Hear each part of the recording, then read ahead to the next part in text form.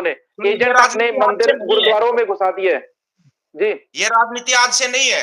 मुगल भी पूछते थे भाई सिखों को ताकत कहां से मिलती है, तो जो दरबार साहिब में सरोवर है ना, तो मुगलों के जो चमचे होते थे उन्होंने बोला कि इनको इससे ताकत मिलती है, उसको हटवा दिया था मिट्टी से, पता होगा इस इतिहास का, उसको मिट्टी से हटवा दिया था।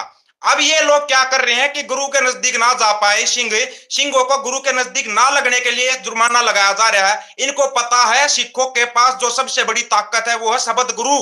शब्द गुरु जो सबसे बड़ी शब्द ताकत गुरु। है, जिसे ताकत मिलती है हमारे को लड़ने की, अड़ने की, खड़ने की, उस शब्द गुरु के नजदीक ना जाए सिंह। अगर उसके नजदीक नहीं जाएंगे तो ऑटोमेटिक हमारे को क्या पता क्या हो रहा है, नहीं पता लगेगा।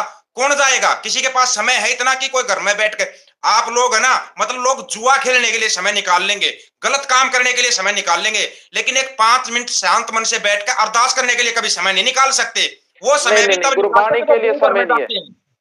गुरुद्वारे माथा टेकने के लिए हमारे पास समय नहीं है, गुरबानी पढ़ने के लिए समय नहीं है। केवल हमको ना दूसरे को दिखाना होता है कि मैं बहुत अच्छा काम कर रहा हूं, जी। मुझे दूसरों के सामने लेकर आओ। नहीं, जो लोग सच्चे मन से करते हैं वो किसी को बताएंगे नहीं। और हम हमेशा ये कहते हैं कि 5 मिनट रोजाना जरूर पाठ करो, अरदास करो, 5 मिनट पाठ भी करो। और इसी के साथ मैं आपको ये भी बताना चाहूंगा वीर जी कि जो गुरुद्वारा साहिब के बाहर वहां पर एक मॉल बना हुआ है, जो सिख संगत गुरुद्वारा साहिब पार्किंग करने जाती है ना गाड़ियां, गुरुद्वारा जी। साहिब की अपनी पार्किंग है। गुरुद्वारा साहिब की पार्किंग में गाड़ियां लगाते हैं। जब वहां पे वो सुबह 6 बजे गया, कोई 7 बजे गया, कोई 8 बजे गया, अब कोई 9:05 पे निकल रहा है, कोई 10:05 पे निकल रहा है, तो उनके चालान काट के आ रहे हैं। पंजाब से नया जोड़ा गया माथा टेकने, उसका चालान काट के अमृतसर उसके घर पहुंच गया। इसी प्रकार यूपी से व्यक्ति गया तो उसके घर भी चालान पहुंच गया। कोई विदेश से जा रहा है तो उसका भी चालान कटेगा, जो भी वहां पर गाड़ी लेके जाएगा। अब संगत को तो ये पता नहीं कि वहां पर हमारे चालान काटे जा रहे हैं। गुरुद्वारा साहिब जाने वालों के तकरीबन 2 करोड़ से ज्यादा की वैल्यू के चालान कट चुके हैं। 1 करोड़ की वैल्यू के चालानों की लिस्ट तो आपके पास पहुंचा चुका हूं मैं।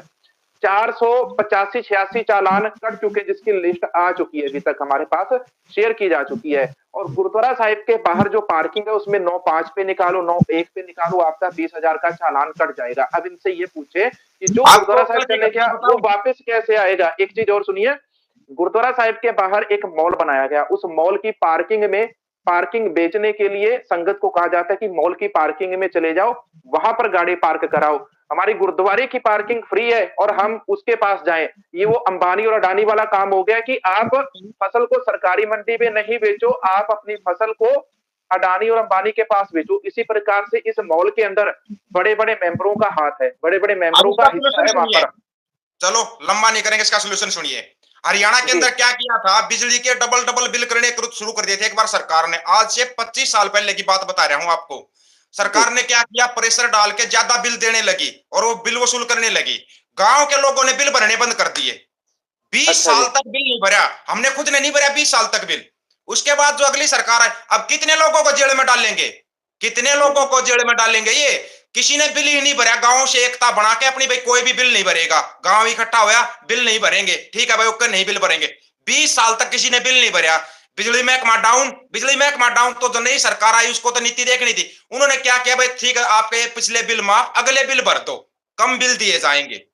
तो जैसे चालान कट रहे हैं ना, वो लोगों के अंदर एकता होनी चाहिए, चालान दो ही मत। कितनों को जेल में डालेंगे ये, कितनों को? सिख संगत की एक 5 गुरुओं ने हमारे को ज्ञान प्राप्त करना सिखाया कि ज्ञान प्राप्त करो, जितना ज्ञान प्राप्त कर सकते हो, सेवा करो जितनी कर सकते हो। अगले 5 गुरुओं ने हमारे को शस्त्र चलाने सिखाए थे, क्यों चलाने सिखाए थे? अपनी आत्मरक्षा के लिए। साथ के साथ ज्ञान भी प्राप्त करो, सेवा भी करो, शस्त्र भी साथ रखो। ये इसलिए नहीं कि हम नाजायज लड़ाई छेड़ दे कहीं पर भी, यहीं पे वो बात आती शस्त्रों वाली। किसी को बुरा लगता है भाई ये तो हथियार उठाने की बोल रहा, नहीं।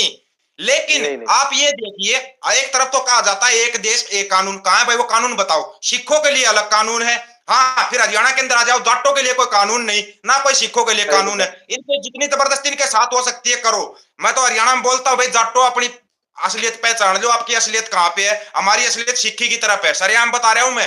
अब यहाँ पे एकता बनानी बिल्कुल। पड़ेगी, जो हरियाणा के लोग हैं और पंजाब के हैं या यूपी में है, राजस्थान में, अपनी एकता बनाओ सबसे पहले तो। एक अपने हो एक जाओ दूसरे सब। से संपर्क स्थापित करो, एक दूसरे से मिलो। और मैं यही बात कहता हूं कि एकता बनाओ, क्योंकि ये सिर्फ ये सरकार नहीं, हम एक तरफ कहते हैं बीजेपी अत्याचार कर रही, आम आदमी पार्टी क्या कर रही है, इससे पहले कांग्रेस ने क्या किया था, हर चीज देखनी सब पड़ती है। अत्याचारी किसी एक हैं। को नहीं कह दो, हर एक सरकार ने हमारे ऊपर जुल्म किया, किसी ने हमारा भला नहीं किया है, किसी ने भी। अगर अपना भला चाहते हो तो पहले अपनी एकता बनाओ, अपने बीच से किसी को निकाल के संसद में पहुंचाओ, अपने बीच से।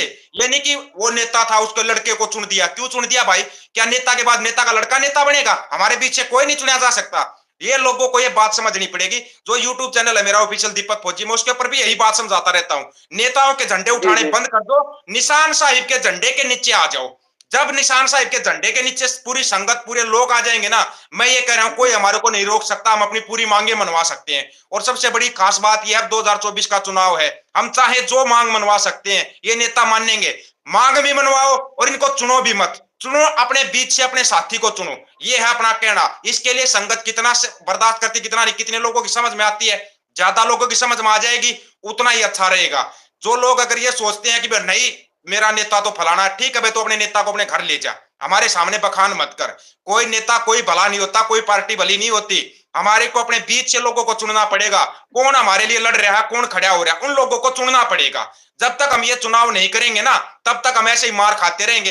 हरियाणा में जाट पिटते रहेंगे, पंजाब में जो साबत सूरत सिख है वो पिटते रहेंगे, यूपी के अंदर जाट पिटते रहेंगे, राजस्थान में कभी गुजरों पर अत्याचार, कभी जाटों पर अत्याचार, ये सब होता रहेगा। क्यों? क्योंकि हमारे अंदर एकता नहीं है, हम केकड़े बन चुके हैं। हमारा एक भाई आगे जाता है, हम उसकी टांग पकड़ के खींचते हैं, कभी उसका हाथ बहुत पकड़ के जल्दी। खड़ा नहीं देखते हम उसको। नहीं नहीं नहीं, उसको नहीं कहते कि तुम आगे चलो, हम तुम्हारे पीछे, ये नहीं, अरे यार तू कहाँ जा रहा है, पीछे आ, वो गए हुए ना जी उनको जाने दे। ये ऐसे बिल्कुल करते हैं, हर जगह जबरदस्ती अपने साथ होती है, अत्याचार अपने अपने ऊपर होते रहेंगे, जब तक हम खुद पढ़ेंगे लिखेंगे और समझदार नहीं होंगे, बिल्कुल। गुरबानी के साथ जुड़ेंगे नहीं और एक निशान साहिब के नीचे इकट्ठे नहीं होंगे, तब तक ये सारा जी ऐसा ही अत्याचार चलता रहेगा। बिल्कुल। दीपक फौजी जी अपने चैनल के ऊपर हमेशा ये चीजें समझाते हैं, फौजी साहब हमेशा ये सिख और सिक्खी की बातें करते हैं हमेशा, और इनके पास और कोई ये किसी फालतू मुद्दे की बात नहीं करते, केवल ये ईमानदारी, हक और सच की बात करते हैं। आप इनके सभी लोग इनके चैनल के ऊपर जाइए, विजिट करिए, इनके वीडियो देखिए,